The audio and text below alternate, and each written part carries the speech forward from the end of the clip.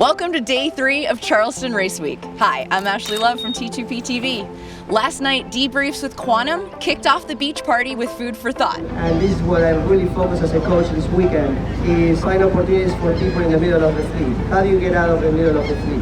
While Gosling's Rum and Plank Owner Beer flowed as the drink of choice into the night. On the water yesterday, Will Rucker from South Carolina Yacht Club in Hilton Head and Nyla Miller from Clemson Sailing ended up the day tied in the J22 fleet. Kevin McNeil's Far 30 extended their lead in ORCD, and Chris Alexander, Matty Gill, and Ricky Welsh moved into the top position in the VX1s, but the top 3 are too close to call. Today we head offshore to catch up with the pursuit style racing. Out in the ocean, we have some swells and some light air catching up with Pursuit A. Moving forward in the fleet, Soul, the green boat, is leading this fleet overall going into today from the College of Charleston. Sneaky moves here, bow number 5, Rick Moore on keel force, trying to do something before this next turning mark.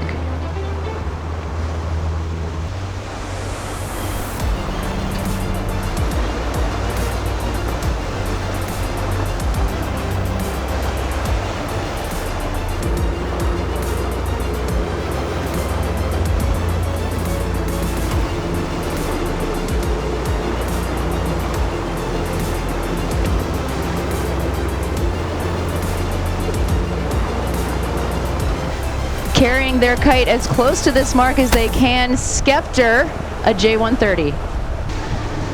And Soul keeping their kite up even longer to get the inside overlap, now as their kite down just in time.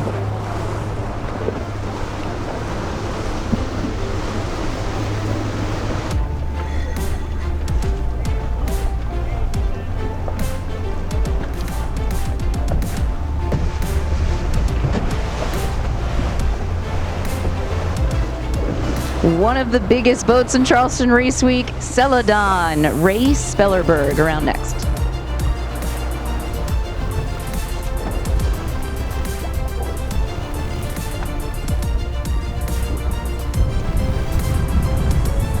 Moving to a shorter course for Pursuit B. Most of the top of the fleet is around first, but remember, they start the slowest boats first, and the fast boats catch up by the end. Sheldon Haney on Lioness has his crew aboard getting ready for a next set around a next mark. Not on call, Eddie Evans on a Beneteau 36.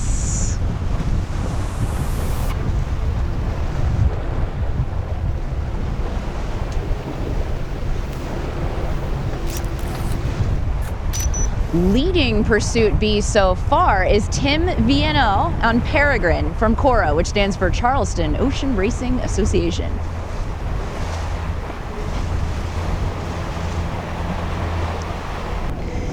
Catching up with Pursuit non-spin around their mark channel number 16. Mark Swata on Serafina.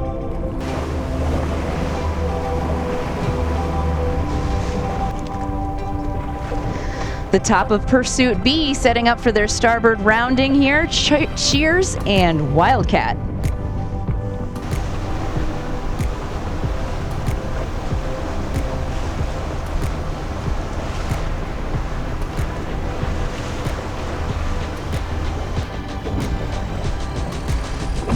But leading Pursuit non-spin so far in this race, Volantis Masogliana. But those Pursuit non-spins are looking back over their shoulder for Retox, Hunter Weeks, who has been winning every race this weekend. Pursuit A makes their last turn out in the ocean to head home, and it's wide load, a J111.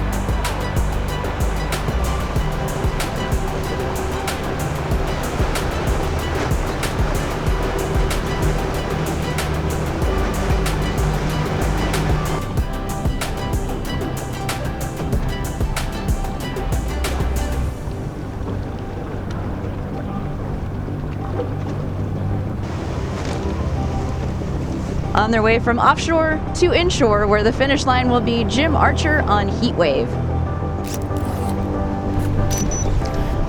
ORCA is headed offshore for their portion of their distance race.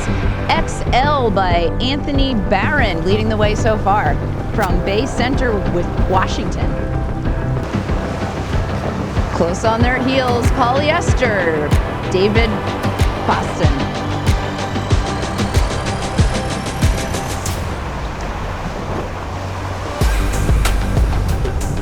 The third boat in the class, Mutiny, Mats Herströmer. That brings us to circle number 2 for the 10th start of the J70s, and there's 15 seconds left on the clock. Major carnage at both ends of the line under a uniform flag. If they're over the line at this point, they're out of this start. Bruno Pasquinelli is leading this fleet after 9 races, with Doug Newhouse's Yonder in second and Terry Hutchinson 419 in third. Majority of the fleet is choosing to sail up current first. It's still ripping out here today. Bruno and his team aboard Stampede only have an 11-point lead, though, over second place, and all of the top 10 have a deep finish as a drop, so it's really still anyone's game.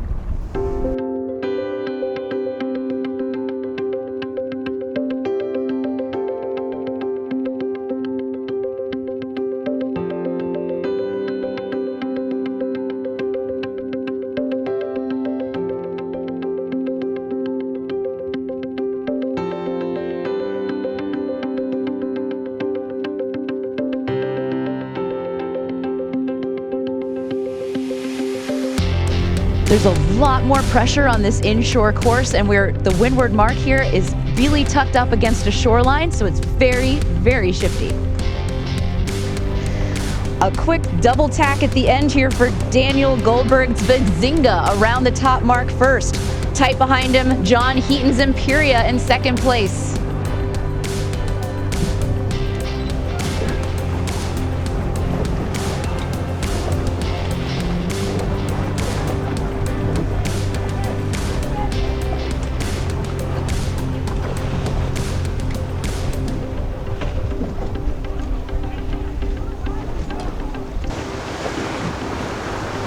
This fleet is so on top of each other that the middle is death, but how far can you push these edges before you're overstood? Lead change, bow number 24 is Bobby Julian Dingbat from Miami.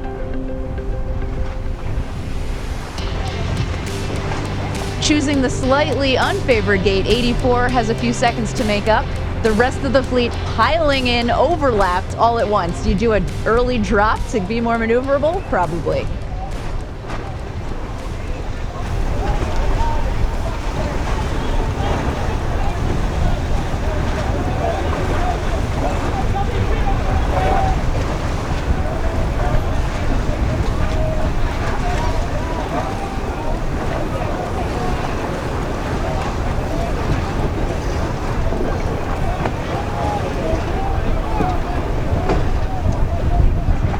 Oh, we've got a keel waving hello to the sunshine above as the first RC21 rounds their bottom mark.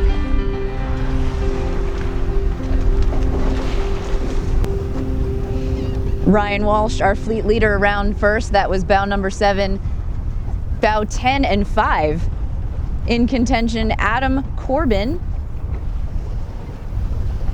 from Royal Vancouver Yacht Club.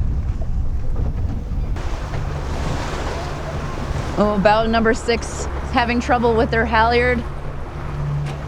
Haven't rounded the mark yet.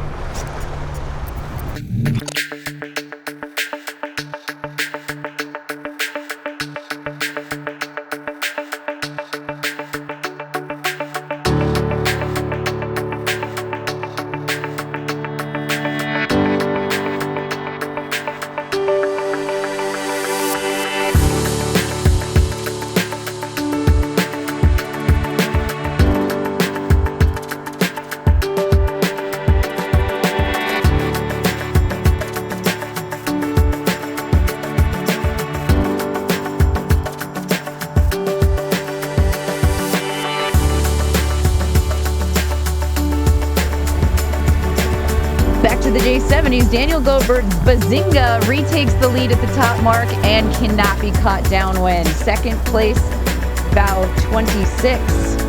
Bryce Callow, Superior 2 from Wayzata Yacht Club in Bayfield, Wisconsin.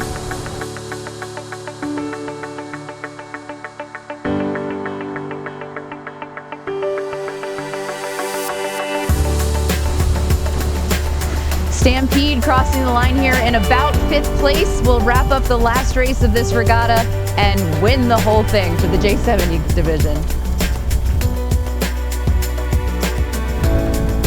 Congratulations to them and all of the class leaders out here on this incredible 3 days of racing for Charleston Race Week.